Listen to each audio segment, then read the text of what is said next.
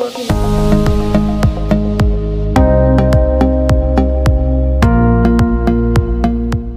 اهلا وسهلا ومرحبا بكم معنا فيديو جديد، وصفه جديده على قناتكم قناه بنات الخير. الفيديو ديال اليوم او الوصفه اللي غنحضرها معكم في فيديو اليوم هو العشاء ديالي اللي ماشي مشيت تقديت ليه وقلت اليوم غادي نوجد لي بات، لا بالعكس تماما. شفت شنو كاين عندي، شنو متوفر ليا، وقلت نخرج منه هاد العشاء، هاد لي بات هادو نشوفوا كيف غيخرجوا مع بعض. كان مازال لي الدجاج من الفيديو اللي درت ديال الدنجال، وهاد الدجاج الناس اللي شافوا الفيديو كيعرفوا بلي راه ملسم بالثومه ملحه بزار، ودوزتو شويه في الزيت العود غير شويه لانه كان غيكمل الطياب في الفران. بقى ليا هنا انا غنوجد به لي بات، وكانت بقات لي حتى الموتزاريلا. كتبنا تكون الصوره واضحه. كانت فيها الزعتره قطعتها بهذا الشكل هذا، من بعد غنقول لكم علاش. لي بات ما بغيتش نديرهم بصوص طوماط، قلنا نبدلو شويه، غنديرهم بواحد لاصوص بلونش. بيسكو ما عنديش لا كريم فريش غنحاول نصاوبها من كاس الحليب. عندي هنايا النشا ديال الذره والموتزاريلا ديالنا اللي كانت، وهذا داك يوغورت اللي كيجي على شكل جبن عاقد. استعملت اللي مسوس ماشي الحلو، وباش غنحاولوا تجي لاصوص ديالنا مزيانه. عندي هنا التنسيم، كوزه، بزار، ملح، ثومه محكوكه وثومه صاينه، ورق سيدنا موسى. هادو هما العناصر اللي غنحتاجو، وندوزو مباشره للتحضير. انا في هاد الاثناء هادي راه كنت وجدت الماء غليان، الماء غالي مزيان، غنديرو فيه لي بات ديالنا. غادي نجيب ندير الماء نيت قدامكم. غندير الماء سخون بزاف، ما كتشوفوا الدخان ديالو طالع. نديرو هو الاول في الجميله ولا في الطنجره ديالنا.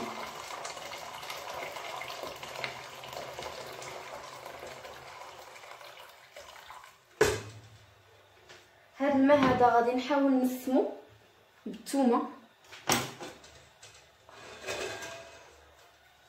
الثومه هكذا غادي نهرسوها باش تنسم لينا لي بات.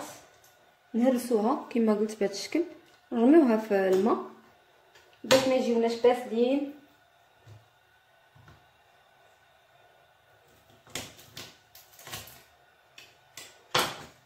حتى هي بقشورها. غادي نديرو الملحه قياس اللي ملح لينا لي بات، كله على حساب الكميه اللي نستعمل. وغادي ندير وريقات ديال سيدنا موسى حتى هما في الماء سخون بزاف.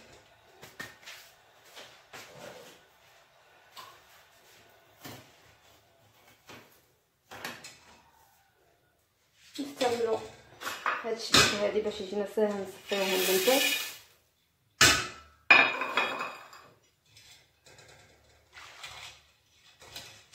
غادي نحطوهم يتسلقوا ونتلاقاو من بعد. وردوا البال ما تنساوهمش بزاف، ولا ما نتلاقاوش من بعد نبقاو دابا نيت.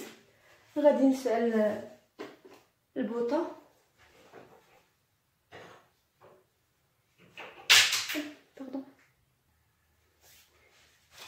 نديرو لي بات يتسلقوا. بسم الله. كما قلت نردوا البال ما نساوهمش.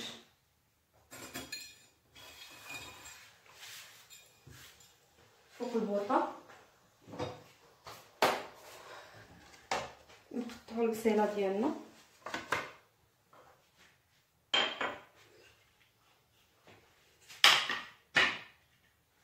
غادي نقطعها انا بشكل دائري، نحاول انها تكون رقيقه.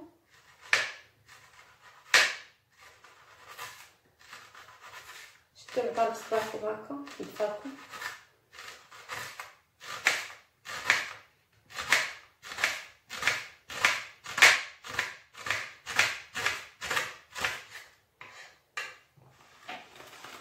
نتمنى الصوره تكون واضحه.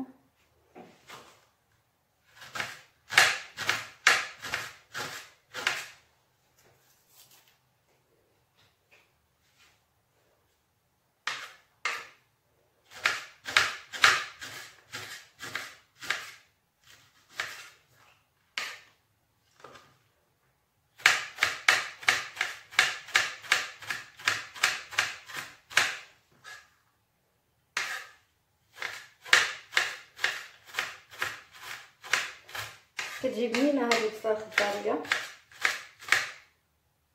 حريف شوفوا كيفاش كيسميها.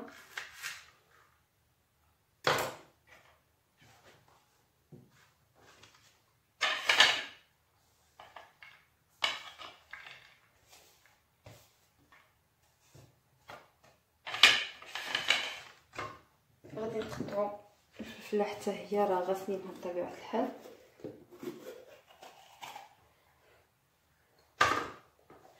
سبحان الله العظيم.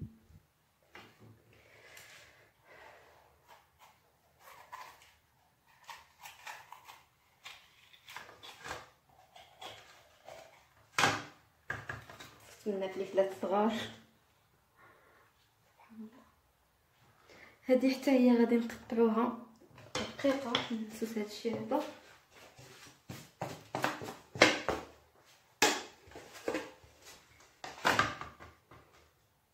نحاول نقطعها بنفس القياس باش تجي زوينه في المنظر ديالها في التبسيط، حيت هي غتبقى باينه. نحيدو هاد البيضيه اللي كتكون لداخل.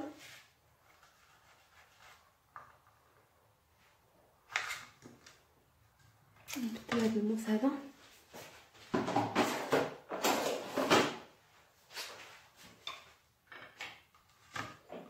قطعوها دقيقه كما قلت.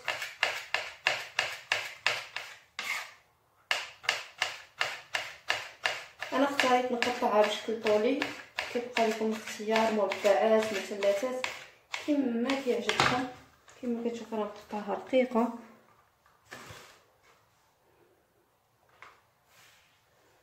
وبنفس الطول تقريبا. كيبقى غير كنحاول نجيبها بالقياس وصافي.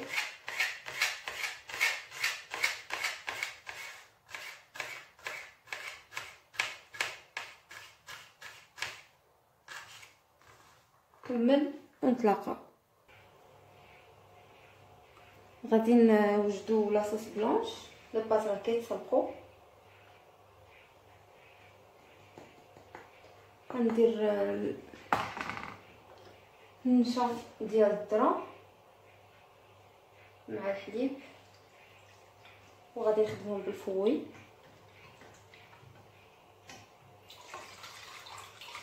القياس اللي كفاني في هاد لاباط ديالي يكونوا جوج الحبيبات، ما كاينينش كاع هادوك لي غريمون اللي كنخافوا منهم.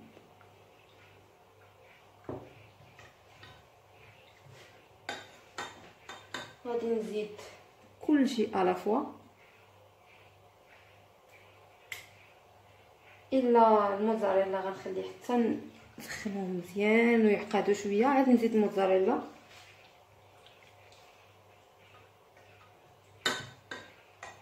غادي نسم بشويه د الكوزه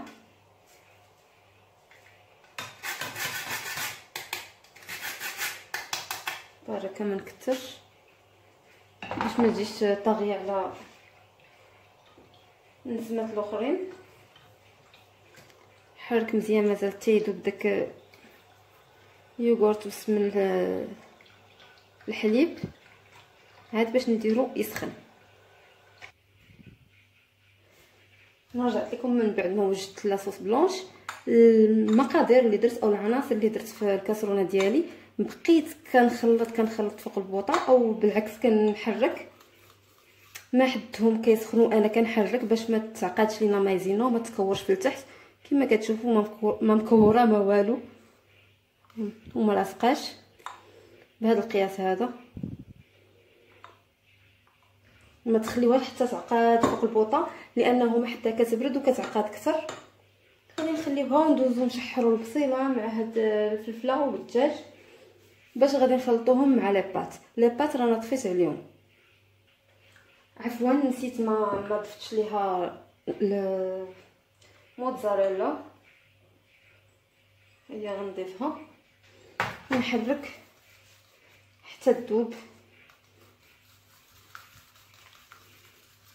موتزاريلا وسط لاصوص بلونش غتعطي واحد القوام واحد اخر وغادي ديك التعليكه اللي كيقلب على كلشي مع لي بات ولي صوص بلونش. ما عندوش موزاريلا يدير غير واحد الفريميجات مسلتين شي جوج قادين غرض كما كتشوفوا. ها هي دابت فيها.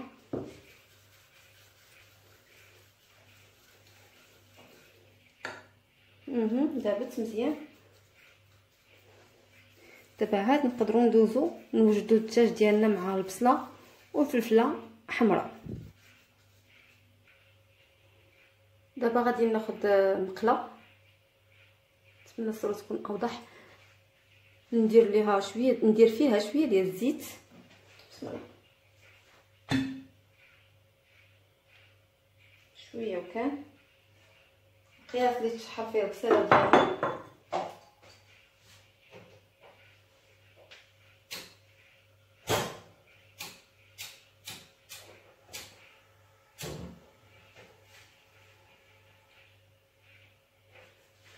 كما كتشوفوا درت شويه الزيت فاش غادي نشحروا البصله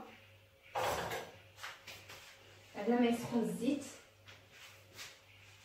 نديرو نحيدو لاكباط من الماء. كما كتشوفوا انا راه سلقتهم ماشي بزاف، نحاول نوريكم. بقاو شادين لا فورم وما ما يتسلقوش حتى يتعجنوا، واللي ما كيقدرش ياكلهم باقيين شادين شويه يطفي البوطه ويخليهم شويه في الماء عاد باش يصفيهم. دابا غادي نصفيهم كما قلت لكم.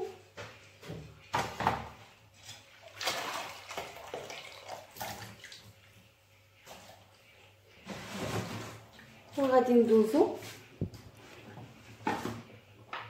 نديرو شويه ديال الثومه هو الاول في المقله.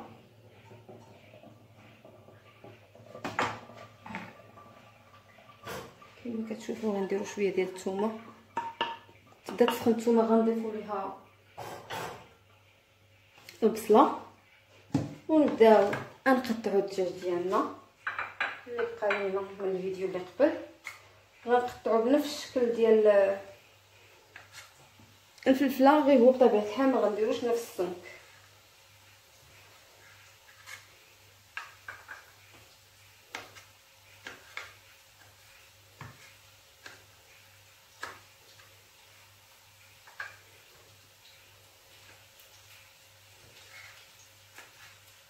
كما بدات كتسخن كنشم الريحه ديالها نضيفوا ليها البصله.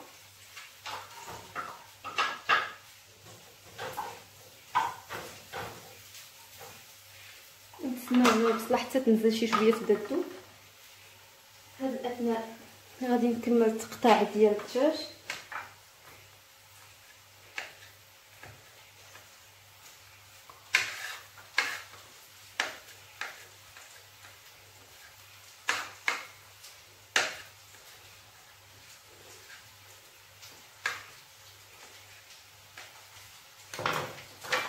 قطعته كامل. نستناو على البصله كما قلت تبدا تنزل ونضيفوا ليها باقي العناصر. الصيغه ديالنا ها هي كما كتشوفوا راه نزلات بدات كتقلى مزيان. دابا غادي نضيف ليها الفلفله بما انه الدجاج دجا طايب. الناس اغلبيه كيديروا شامبينيون ولا في الاساس هي كطيب شامبينيون، وانا كما قلت غنقضي داكشي اللي موجود ما عنديش. غادي ندير الفلفله وهذه نيت الناس بزاف كاين اللي ما كيبغيش الشامبينيون، ماشي بالضروره نعوضوا بداكشي اللي عندنا وبداكشي اللي كيعجبنا. انا ضفت شويه الملح والبزار في الفلفله والبصله كما كتشوفوا معايا. درت الملح والبزار نحاول نحركهم مزيان ونرجعوا يتشحروا شويه. من بعد غنضيف لهم الدجاج ونرجعوا نكملوا الوصفه مع بعض. الدجاج ديالنا راه زدتو مع الفلفله وما فيش مع الفلفله والبصله كما كتشوفوا تشحروا مزيان. غادي نضيف لهم لاكاط اللي درنا بابيون ديالنا. بسم الله.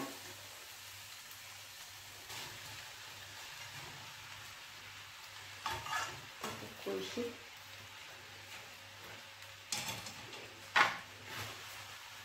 نخلطهم بحال هكذا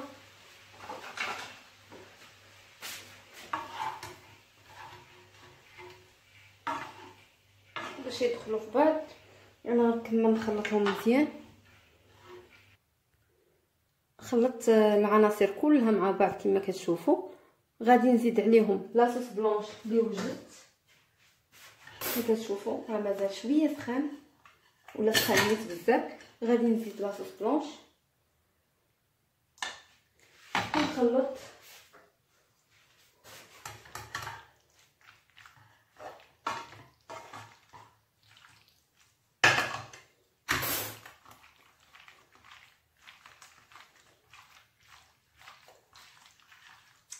كتخلط غنزيد شويه مازال.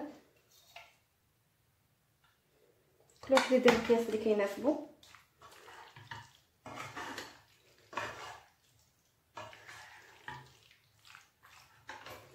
كنتمنى الصوره تكون واضحه. الشكل ديالو الصراحه كيشهي، وداكشي اللي كان موجود في الدار عشيوه زوينه. انا راه كنطيب وكنذوق فليفله وبصله والدجاج كانوا بنان. دقت حتى لي باط باش نعرف قياسهم د الملحه. صافي هادو هما لي باط ديالنا وجدوا. ندوزو نشوفوهم في طبق التقديم. هو الشكل النهائي ديال العشيوه ديال اليوم، لي باط بلاصوص بلونش اللي كما قلت لكم ماشي مشيت تقديت لها باش نوجدها، جبت اش موجود عندي في الدار وقديت به، بحال الشامبينيون رانا عوضته بفليفله حمراء نستمت بها، وحتى في الديكور جات زوينه عاطيه المنظر. بالنسبه للدريساج قبلوا عليا هادشي اللي جا في بالي رانا درتو.